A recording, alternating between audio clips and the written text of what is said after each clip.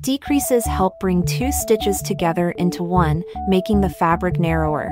There are several ways to crochet decrease stitches, and the one we'll be using is the invisible decrease, which makes the stitches look more seamless.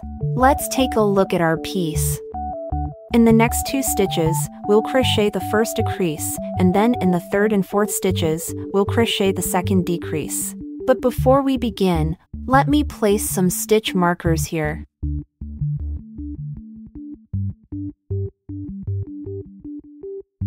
The front loop,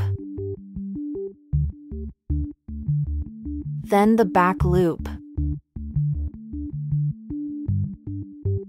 and the 3rd stitch.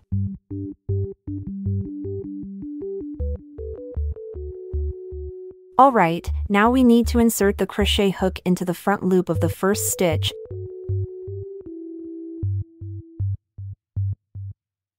If you find this a bit challenging, you can take it slow and gently rotate the crochet hook as you insert it, and then into the back loop of the second stitch.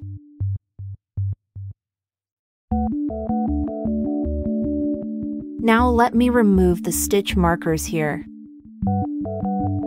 Now, you will have 3 loops on the hook. Yarn over, hold your hook with the tip in this position, making it remains parallel to the 3 loops. Then, pull the yarn through the first 2 loops. You can also rotate the hook slightly and slowly to pull the yarn through.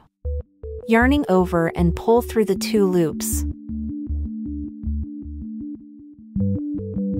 Great, the first decrease is done. Let's place a stitch marker here. Now, let's see why we placed a stitch marker on the 3rd stitch earlier. You see, where we just crocheted the decrease, there's another stitch, but it's a bit angled compared to regular stitches. These ones are all horizontal. When you're new to decrease stitch, this might make it tricky to identify the next working stitch.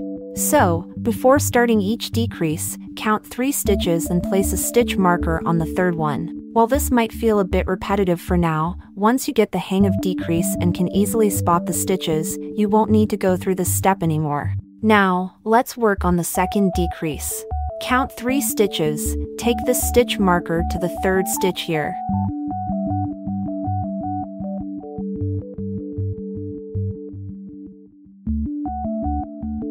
Then insert your hook into the front half of the first stitch and the back half of the second stitch.